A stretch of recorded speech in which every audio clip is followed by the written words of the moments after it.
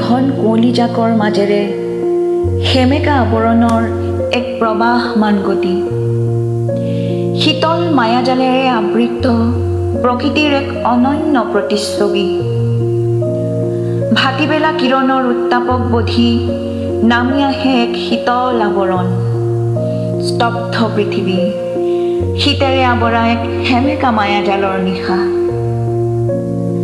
কিন্তু কোন সেয়া?